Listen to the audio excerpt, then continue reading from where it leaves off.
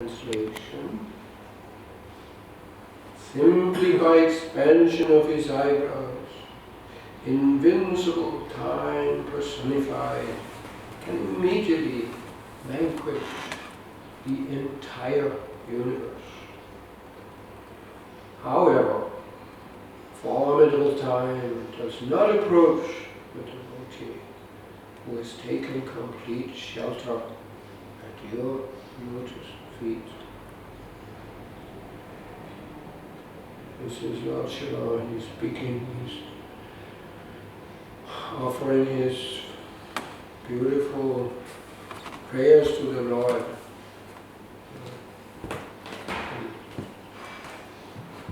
As by way of instructing the prachetas,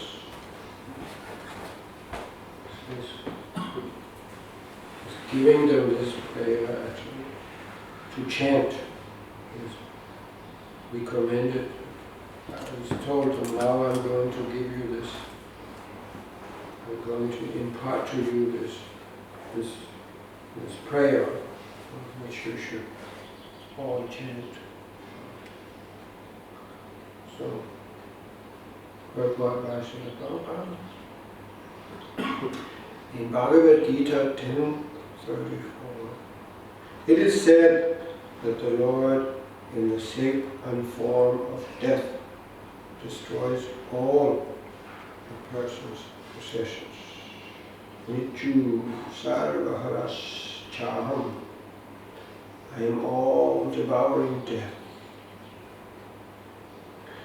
The Lord, in the shape of death, takes away everything that is created by the conditioned soul. Everything in this material world is subject to perish in due course of time. However, all the strength of time cannot hamper the activities of a devotee. For a devotee takes complete shelter under the lotus feet of the Lord. For this reason only, a devotee is a devotee free from formidable time. All the activities of the karmis and jnanis, which have no touch of devotional service, are spoiled in due course of time. The material success of the karmis is destined to be destroyed. Similarly, the personal realization attained by the jnanis is also destroyed in the course of time. Ahuya krishkena param padam tata patanti adho nagatayusmad angaya. To say nothing of the karmis, the jnanis undergo severe austerities to attain the impersonal Brahmajuti. Because they do not find the lotus feet of the Lord, they fall down again into this material existence. Unless one is fully situated in unalloyed devotional service, there is no guarantee of liberation, even if one is elevated to the heavenly planets and to the impersonal Brahman effulgence. The devotee's achievement, however, is never lost by the influence of time. Even if a devotee cannot completely execute devotional service, in his next life he begins from the point where he left off. Such an opportunity is not given to the karmis and jnanis, whose achievements are destroyed. The bhakta's achievement is never destroyed, for it goes on perpetually, be it complete or incomplete. This is the verdict of all Vedic literatures. Shuchinam Shimatam yoga prashno vijayate. If one is unable to complete the process of bhakti yoga, he is given a chance in his next life to take birth in a pure family of devotees or in a rich family. In such families, a person can have a good opportunity to further progress in devotional service. When Yamaraj, the superintendent of death, was instructing his assistants, he told them not to approach the devotees. The devotees should be offered respect, he said, but do not go near them. Thus the devotees of the Lord are not under the jurisdiction of Yamaraj. Yamaraj is a representative of the Supreme Personality of Godhead, and he controls the death of every living entity. Yet, he has nothing to do with the devotees. Simply by blinking his eyes, time personified can destroy the entire cosmic manifestation. But he has nothing to do with the devotee. In other words, devotional service which is rendered by the devotee in this lifetime can never be destroyed by time. Such spiritual assets remain unchanged, being beyond the influence of time.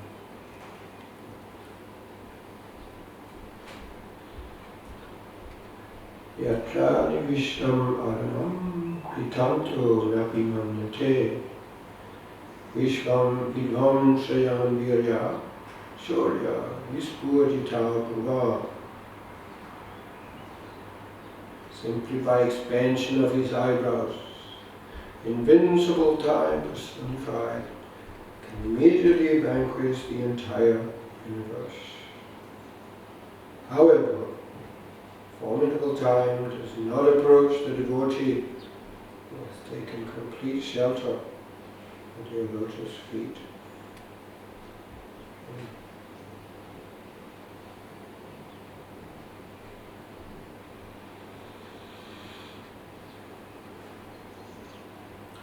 So,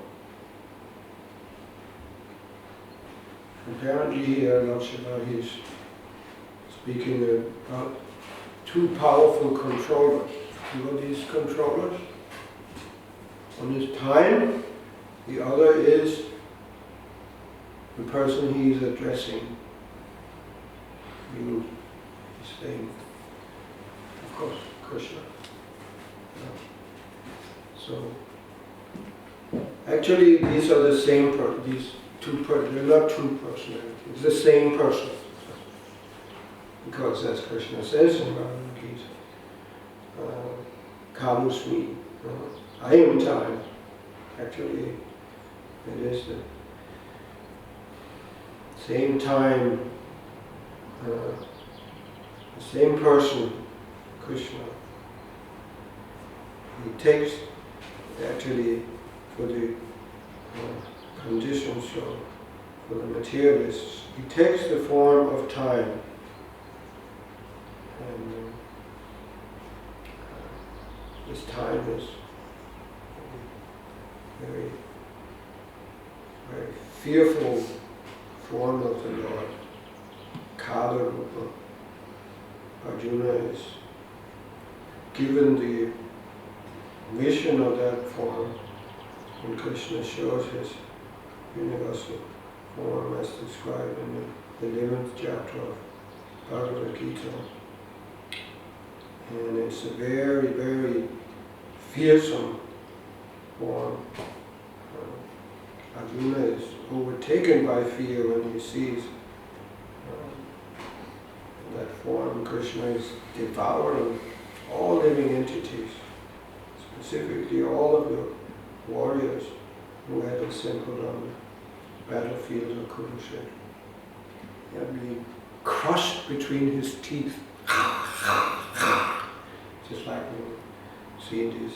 They like very much these special effect movies about dinosaurs, for instance.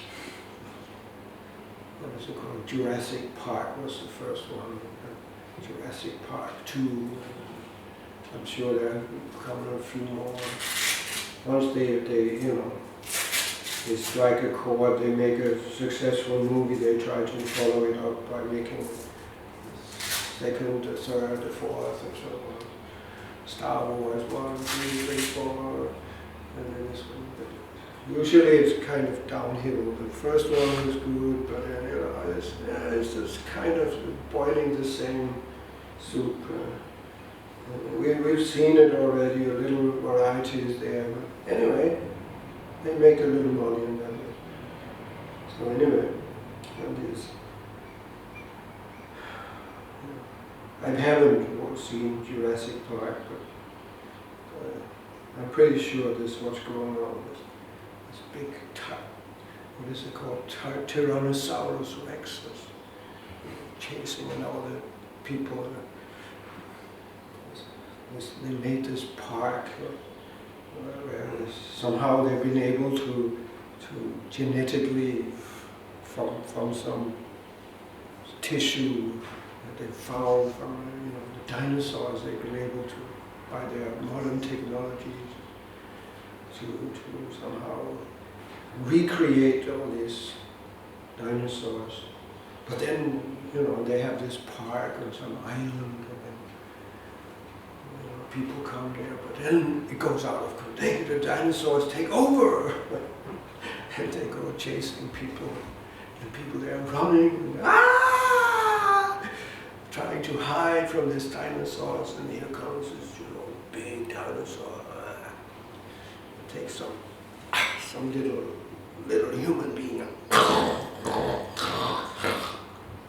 that. So horrible. There was something like that that Arjuna saw when Krishna showed this Kalarupa. This is another feature of the Lord. Krishna is all-encompassing. Everything is in him. Just like I just came from Oslo, and the temple room there in the house that they have. On one wall there are 3 pictures of Krishna. In the middle there is the famous picture of Keshav, which was on the cover of the Upanishad. It was the first picture not the first picture I saw, but there was that was how I became. I met one devotee on the street in Copenhagen where I was born and spent the first part of my life. Actually, it was Janeswar. Many of you probably know Janeswar. He is my Vadma production guru. So he showed me actually a record. In those days they were selling records. And then, anyway, it's a long story, but I bought the record even. I didn't have a record player, but something in Krishna, I guess, from within my heart inspired me to buy that. And because he squeezed an extra, few kronos out of me, and much to my frustration. But anyway, I later on I understand, now I can understand that was the reason why he gave me also Upanishad. He kind of slipped it into the passenger seat in my car, my parents' car was sitting. And you get this one. And when I saw the picture of Keshav Vishnu there, that was like, I was struck by lightning. Wow, it's such a beautiful, to this day I think it's one of the nicest. The way that Krishna is looking, I think, I understood, this is God, this picture of God. And he's answering my prayer in the form of this form. So anyway, that's the picture they have in the middle, but then they have, and that's the point I really want to make, is they have one picture on each side of two. There are three pictures all in all on that wall. On one side there's the picture of Nrsingadev, this also famous picture of Nrsingadev, painted by Gaura, as he's ripping up Hiranyakashipu, tearing out his intestine, making a garland. That's on one side. And then on the other side there's another beautiful picture of Krishna, which is also very famous, I'm sure most of you know, where Krishna is Makantra. He's sitting, his little cute baby form, so cute, and he's sitting there on this checkered marble floor with there's a draping there, and then he's sitting and eating butter out of a jar, and he has one finger in his mouth like that. So cute, ooh, cute little baby. But it's the same person. It's that person also, the same person who's ripping Hiranyakashipu. Amazing, huh? How Krishna, I was looking at this while I was chanting, and I was thinking, wow, yeah, this is really, Krishna is so, you find everything in there, in the Lord. Whatever you want to Krishna, he has unlimited forms, unlimited shapes and sizes. Why? Well, one reason is just to reciprocate with his unlimited devotees, who are all individuals. They all have their special desire to see the Lord in a certain form, to reciprocate loving exchanges with him in that form. So just for their sake, Krishna, practically for each and every devotee, he manifests a special, unique form. Of course, there are categories of devotees. So it might well be, it's definitely a fact that various forms of the Lord, they can accommodate many devotees, they can relate to that form, they like that form. But in the case of need, Krishna, he will manifest a special form just for you. Can you imagine that? The Lord, he's so great. He's unlimited. He has unlimited devotees, unlimited things to take care of. But just for us, just for you, little me, little you, he will, he will accommodate, he will adjust, just to reciprocate in a very personal, individual way with each of us. It's very wonderful. So anyway, of course, the point here in this particular verse is how Krishna,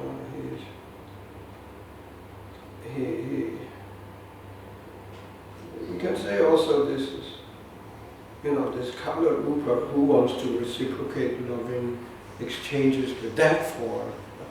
It's too terrifying, it's too horrible. But still, there is a need for that form also, for those who are averse to the Lord, who actually wants to kill Krishna, who wants to just forget about Krishna. Who I know above all, who are causing so much trouble to other living entities, especially the devotees. So to deal with them, Krishna has to even assume such a ghastly form. But there's no need to fear, as it is described here, that That form will not approach the devotees who have taken shelter of the Lord's lotus feet. There's one beautiful verse in the Bhagavatam, Samashrita ye padda pallava pram mahakadam punya yashu murari padam padam yat ipadam latesham.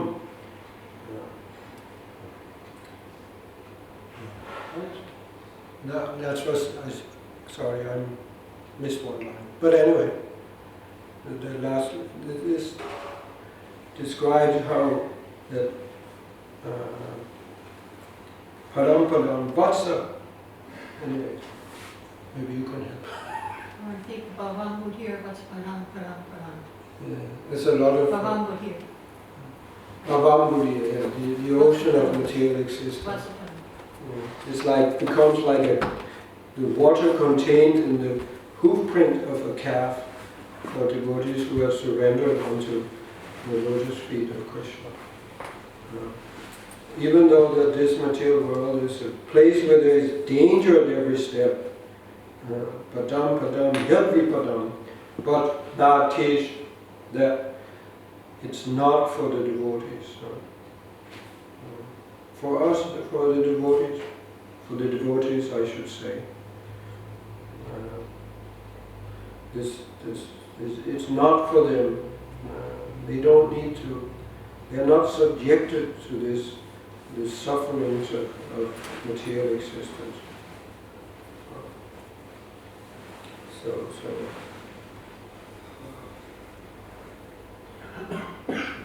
What is the ultimate suffering? What is the ultimate fear?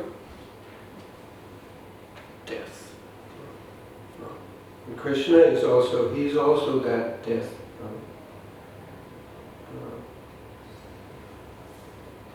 Actually, what is it that kills? It's time. Everybody is killed by time.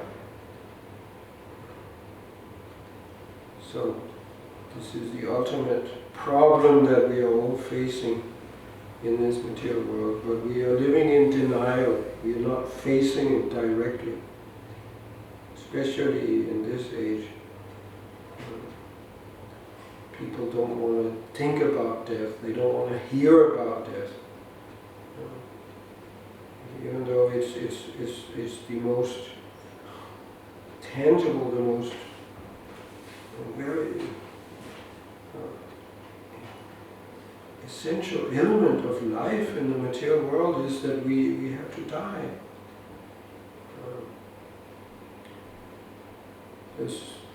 Normally devotees, it's not recommended that we read Kali books, but at least one lecture I heard given by Ravindra's, he actually recommended one Kali book for reading.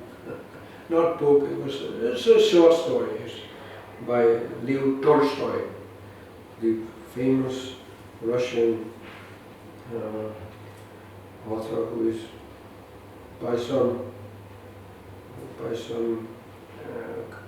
by many actually considered the greatest fiction writer there ever was.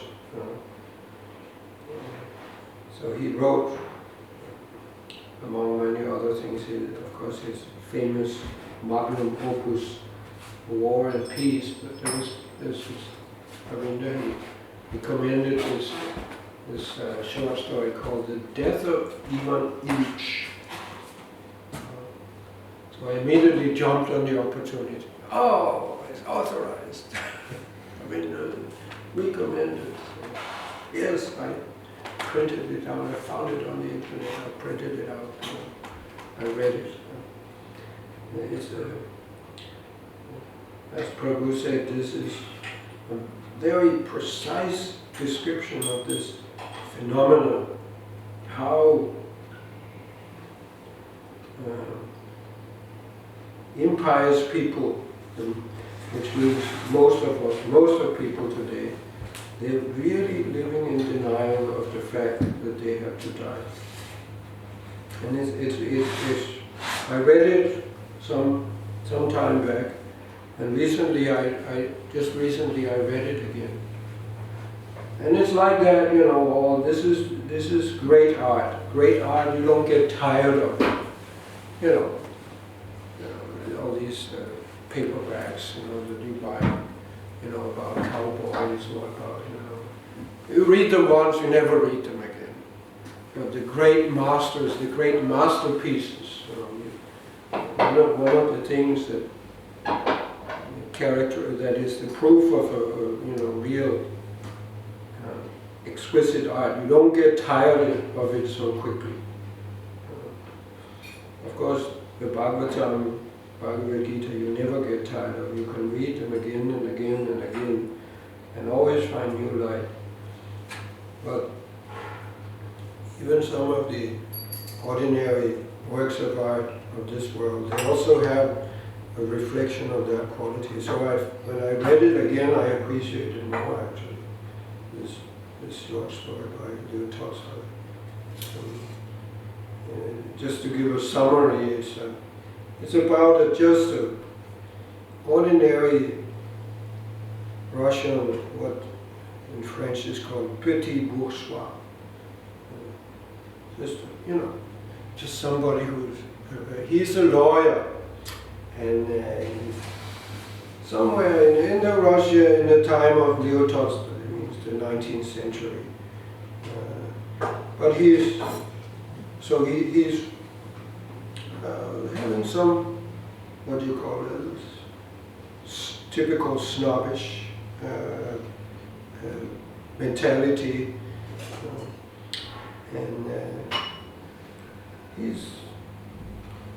Leo Tolstoy, he starts his description of his life by saying something like that. Ivan Ilyitch's life was very simple and ordinary, and therefore most terrible. Striking statement. And he goes on to describe how he gives a summary of his life story, how he was, you know, just doing very well in his material life, handsome man, you know, made a career as a lawyer, he became a, whatever it's called, like this, you know, he got married to a beautiful girl and they settled, they had a nice place, everything was very nice. And he had his enjoyments and he was considering himself successful. Not quite as successful as he wanted to be, of course, but still doing good.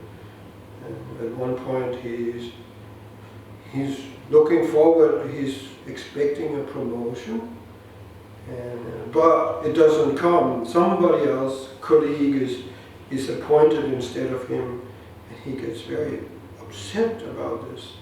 Typical scenario,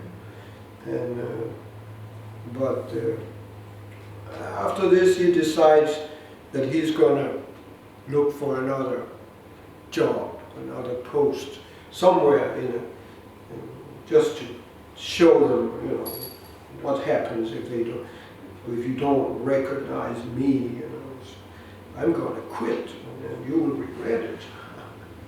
Isn't that how we often think? So anyway, he finds he's successful. He finds a very good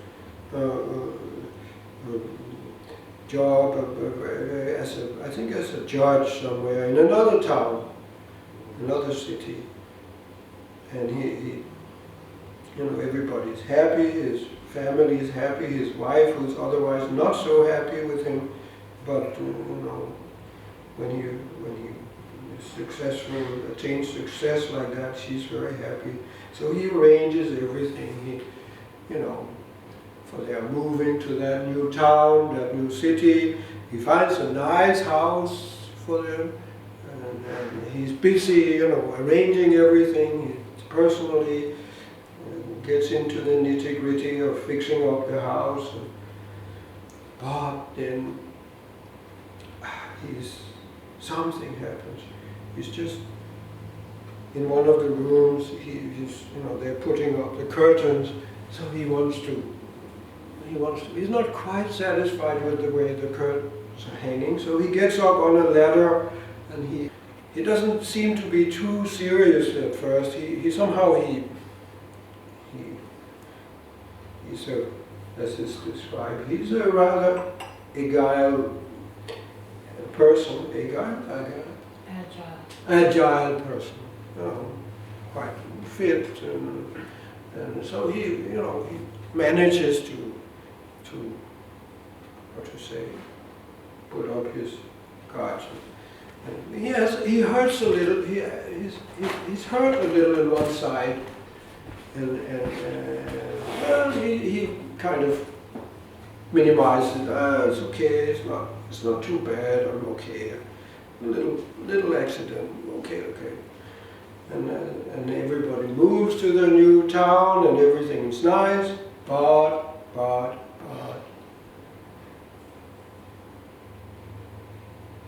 as time goes by, the weeks and months, the pain that the little injury that he got in his fall doesn't go away. It gets worse and worse and worse and worse. And eventually he realizes he's dying. He's only 45, a man, as we say, a man in his best age. But he's dying. And the doctors, they cannot help him. They don't understand exactly what is wrong. But it actually becomes evident to everyone he's dying. But nobody wants to recognize, nobody wants to deal with it, nobody even wants to admit it.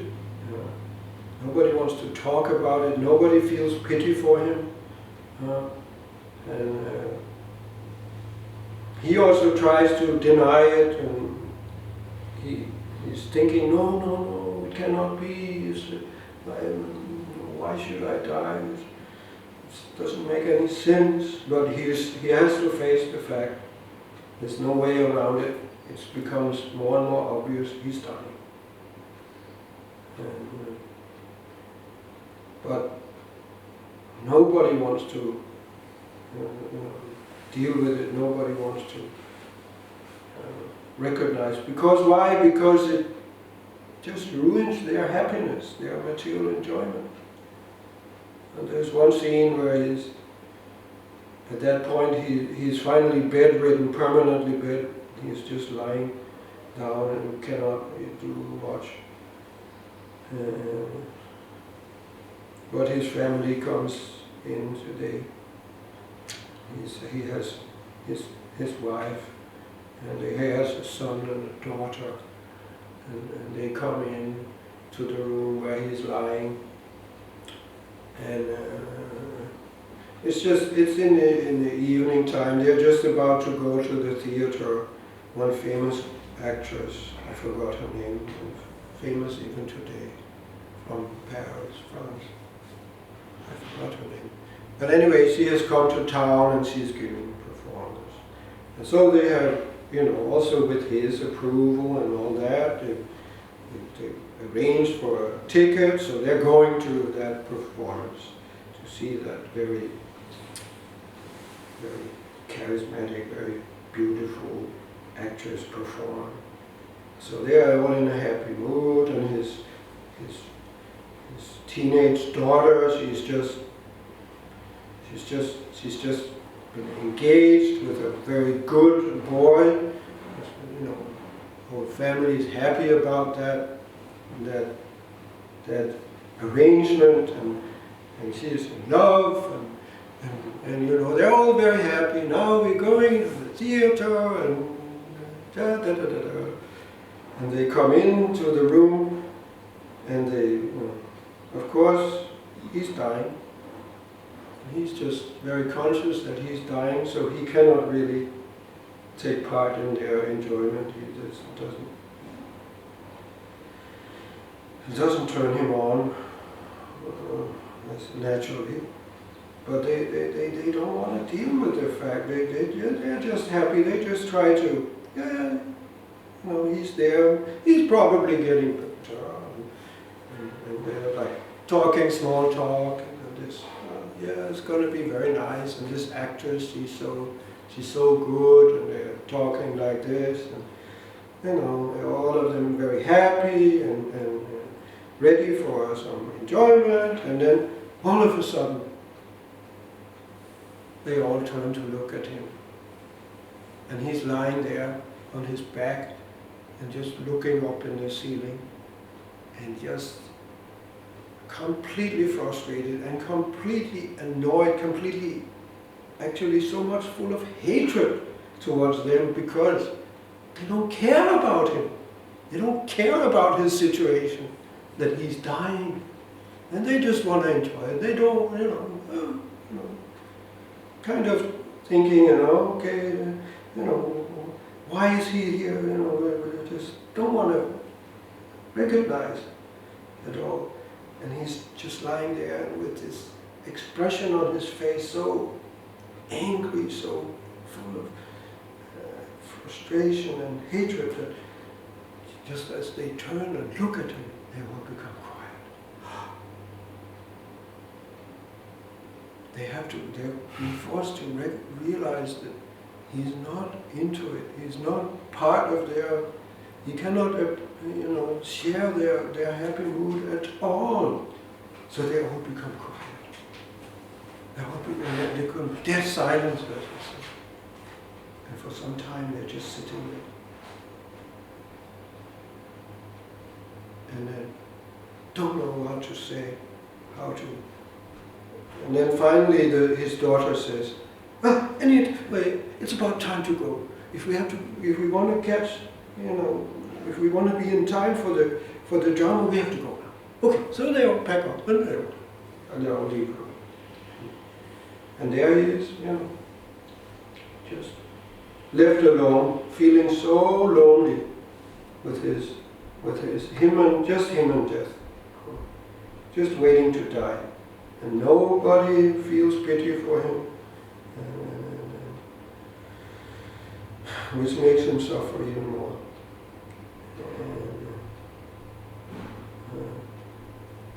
So anyway, it's really it's a good short story. I understand why Robin he recommended this for reading. So, but the point is also, as I mentioned here, how for non-devotees, death is terrifying. It's so terrifying they don't want to think about it. They just want to forget.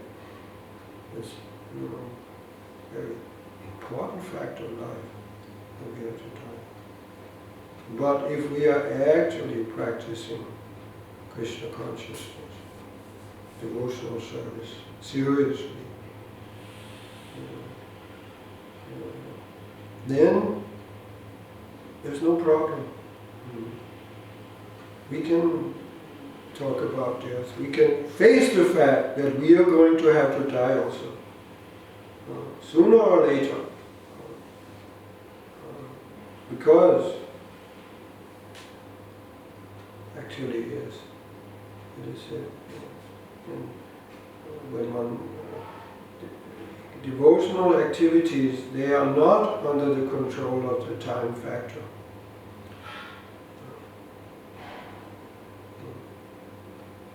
As Prabhupada says here, devotional service which is rendered by the devotee in this lifetime can never be destroyed by time. Such spiritual assets remain unchanged, being beyond the influence of time. Which means, of course, that we will also not be destroyed by time. So a few years back I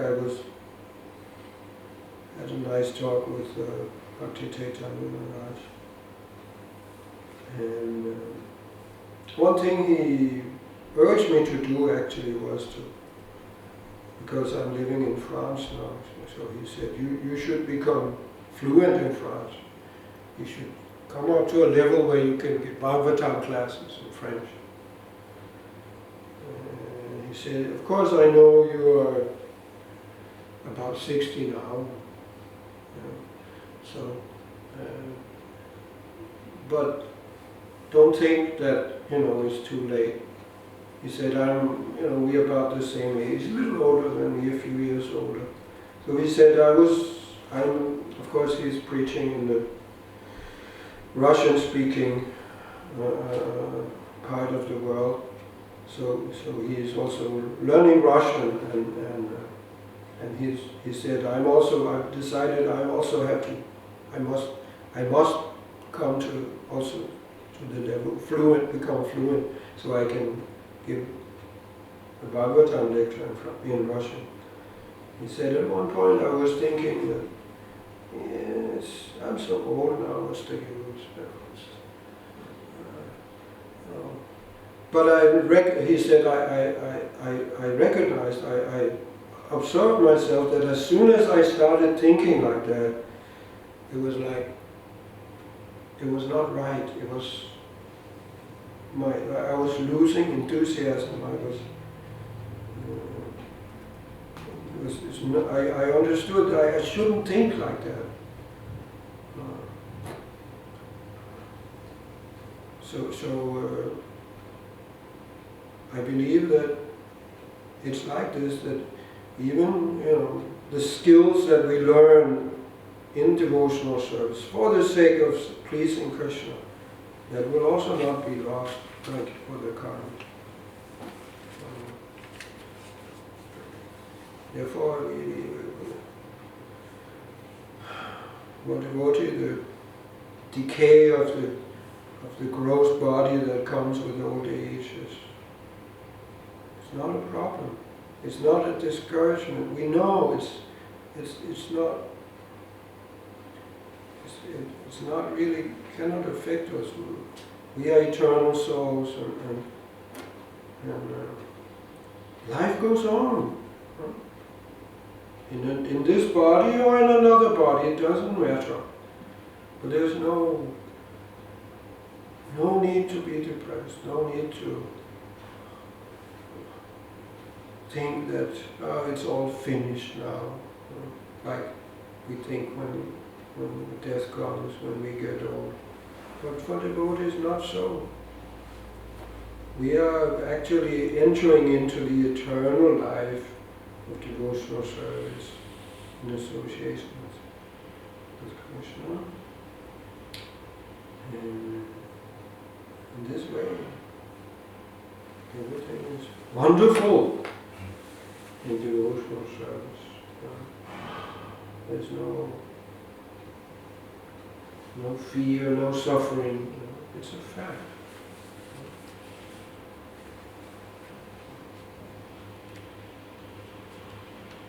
Hare Krishna.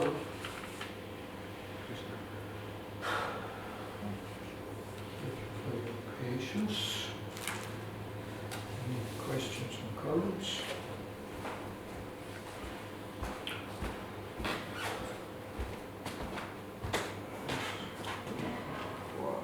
What would you say would be the best way to acquire the mercy of lotus feet? To acquire, the best way to acquire the mercy of the lotus feet of Krishna or Radharani. Krishna is actually very simple. He has a very simple heart. He simply wants only one thing from us. He just wants our love. You learn to love Krishna, then it doesn't matter. You may even offer a banana peel instead of the banana, just like I think Vidura's wife did once. But Krishna ate that banana peel. If you say, oh Krishna, you take the banana peel, I eat the banana, that will not work. But if you're so confused out of love, out of ecstasy, that you don't realize what you're doing, you just, out of utter, just Yes. being, as it's called, I think adult is the word, Prabhupada, just completely, then Krishna will take the banana tree. Because it's not about the thing that we offer, it's the love. Krishna accepts the love. Is Bhava Grahi Janardana. It means he takes the essence of our devotional service. The emotion. Therefore, sometimes even, as mentioned also, Nectar of Devotion, that there are two aspects of devotional service. There is, what is it called? One is Chesta Rupa and Bhava Rupa. You heard these expressions? Yes. Chesta Rupa means serving with one's activities, with one's body, mind and words. And Bhava Rupa, this means you serve the Lord with your emotions. So, I mean, even if there's Chesta Rupa, there should be Bhava Rupa also. But sometimes there's only Bhava Rupa. Devotees, sometimes just by their emotions alone, they serve the Lord. For some reason or another, the external activities may or may not be there. But even if not, if there's bhava, if there's, it's like, at rare cases, Prabhupada, like I think one, maybe two times when he was started to chant Jaya Radha Madhava, he went into a trance in the middle, and he just became stunned. I think one time in Mayapur, after singing the first two lines of that song, he just became stunned.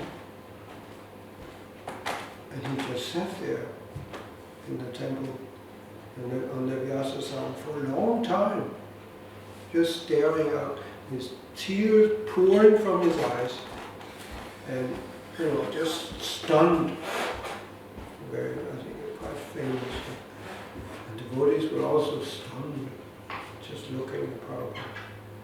And after a long time, what seemed to be a long time anyway, he broke out of his chant, and that was the end of the Bhagavatam class. Just chant Hare Krishna. So that's an example of that.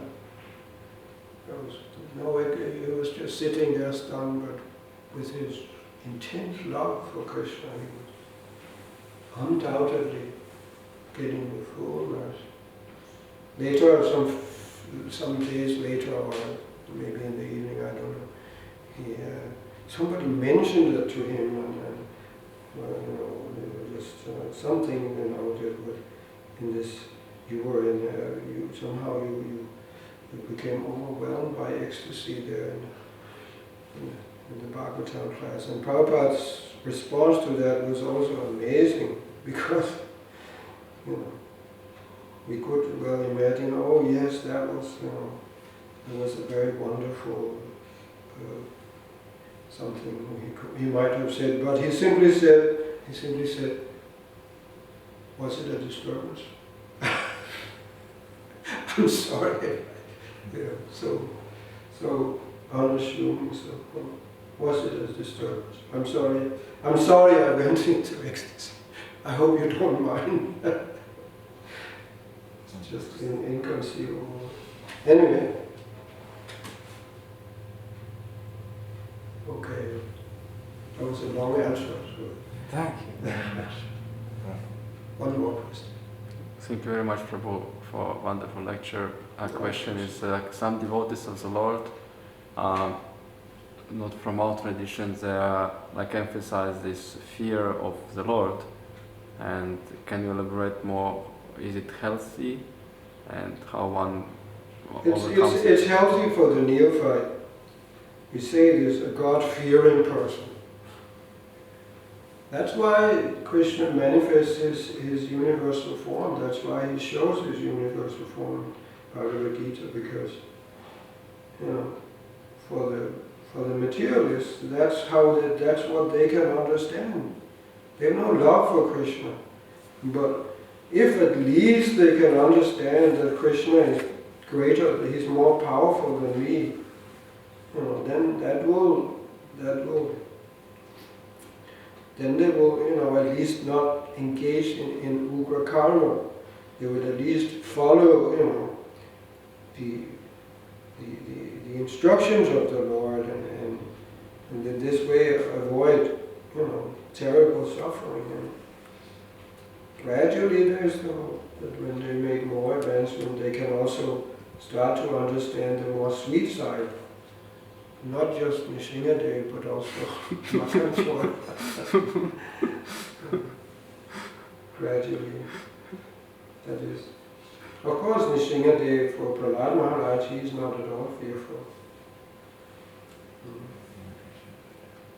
So, anyway, it's good. At least it's the beginning of God consciousness. One at least can, become a little careful about, not just opposing, just defying the authority of the Lord, like the demons. It's good. Okay. More? Short Okay. questions with short answer. Okay. Isn't death not a taboo in India? No. Yes. Among pious people, death is not a taboo. There was one. Remember some newspaper article or something. There was somebody made the observation that it used to be that sex was taboo. It was not, you don't, especially your own, what you do in your bedroom. It's not, with your spouse. It's not what you don't discuss with, at a party or something. It's not. It used to be like that.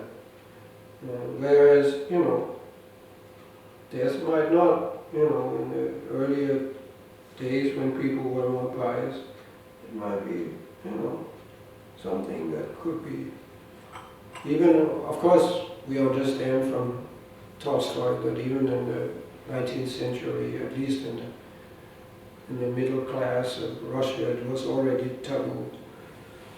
But nowadays it switched. It has switched. Death is taboo. You don't talk about death. But your sex life, that's very good, very nice, conversation topic. So, among India being known as Punya Bhumi, there are more pious people in India, generally more pious. So they are also naturally more able to, willing to talk about, consider, death. It goes together. When you understand there is life after death, then death is, no longer such a fearful thing. Of course, if you're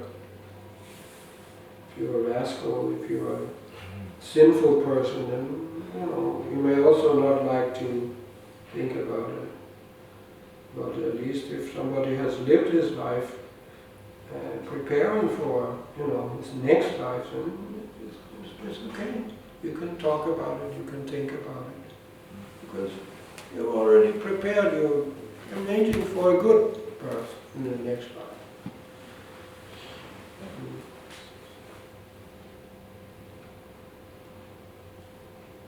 Okay? Hare Krishna. Hare Krishna.